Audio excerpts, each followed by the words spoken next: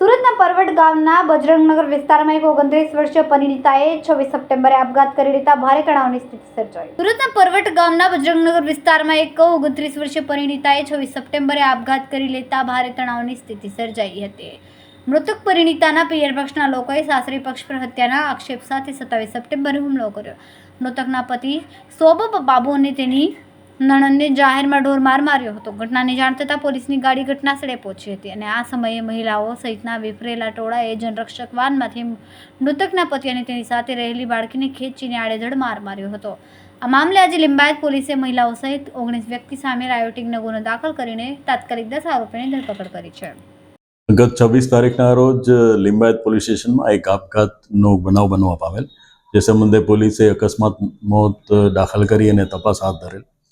જે દરમિયાન જે મરણ જનાર છે મોનિકાબેન, એમના પતિ એમને ત્રાસ આપતા હોવાની ફરિયાદ એમના જે મરણ જનારના ભાઈ છે શ્રીકાંત, તેઓએ આપતા પોલીસે આપઘાતના દુષ્પ્રેરણા અંગેનો ગુનો દાખલ કરેલ, જેમાં એમના પતિ, એમના નણંદ અને એમના કુટુંબીજનો વિરુદ્ધ પોલીસે આપઘાતના દુષ્પ્રેરણની કલમ ઉમેરતી ફરિયાદ દાખલ કરવામાં આવેલ. જે સંબંધે એમના પતિ છે ભિક્ષમ, એની પોલીસે ધરપકડ કરેલ છે.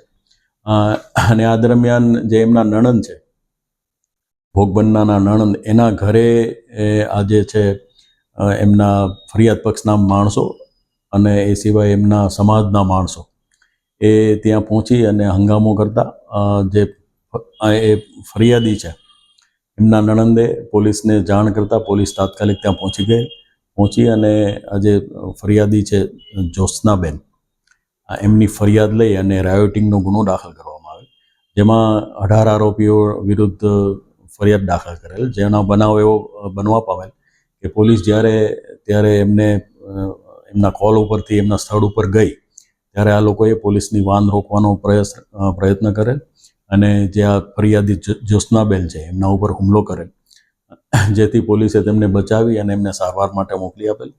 અને આજે 18 પૈકી 10 આરોપીની પોલીસે ધરપકડ કરેલ છે. એ સિવાયના બાકીના આરોપીઓની ધરપકડ કરવાની કાર્યવાહી હાલમાં ચાલુ છે. આ જે જ્યોત્સનાબેન છે એને એમના પિતા અને એમના ભાઈ, એટલે કે જે મોનિકાબેનના સસુર પક્ષના જે સભ્યો છે, એ વારંવાર દહેજની માગણી કરતા હતા અને એને એ રીતે પીડા આપતા હતા, જેથી આવા દુષ્પ્રેરણથી આમને આપઘાત કરી લીધેલાનું હાલ જણાઈ આવેલ છે.